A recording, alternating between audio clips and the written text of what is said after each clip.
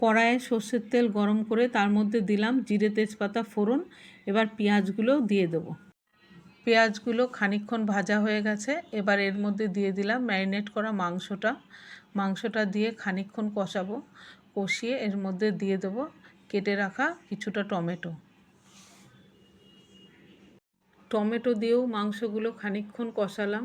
কষিয়ে তার মধ্যে দিলাম 1 চামচ মতো হলুদ আর দিলাম খানিকটা জিরে আর ধনের গুঁড়ো। এই মশলাগুলো দিয়েও মাংসটা বেশ খানিকক্ষণ কষাবো।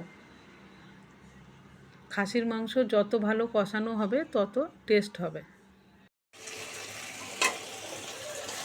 মাংসটা কষানো হয়ে গেছে, তেল ছেড়ে দিয়েছে মাংস থেকে। তাড়াতাড়ি করার জন্য পাশের কড়াইতে আলু বসিয়ে দিয়েছি, আলুটাও ভাজা হয়ে গেছে। কুকারে কিছুটা জল বসিয়ে দিলাম, যতটুকু আমি ঝোল দেব মনে করেছি। জলটা গরম হলে কষিয়ে রাখা মাংসটা দিয়ে দেব। সমস্ত মাংসগুলো এক এক করে দিয়ে দেব। সমস্ত মাংসগুলো দেওয়া হয়ে গেছে। এবার ভেজে রাখা আলুগুলো দিয়ে দেব।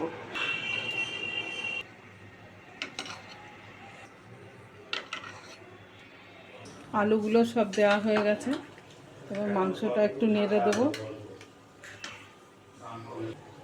কুকারটা ঢেকে দেব, দিয়ে 2 থেকে 3টে সিটি দেবো। 2টো সিটি দেওয়ার পর সিটিটা ধরে রেখেছিলাম। তো কুকারটা খুলে দেখি কি পরিস্থিতি। তো মাংস একদম মনে হচ্ছে গলে গেছে। এবার আমি দেওয়ার সুবিধার জন্য মাংসটা কুকারে সিটি দেওয়ার পরেও একবার কড়াইতে ঢেলে নিই, একটু ফুটিয়ে নিই। মনে হয় যে যেটুকু পাতলা ভাব আছে সেটা চলে যাবে, মাংসর ঝোলটা টেনে গিয়ে একটু গাঢ় হবে আর কড়াই থেকে দিতে সুবিধা হয়, যে কারণে আমি কড়াইতে ঢেলে ফুটাই। রেডি হয়ে গেছে আমার পাতলা মাটনের লাল ঝোল।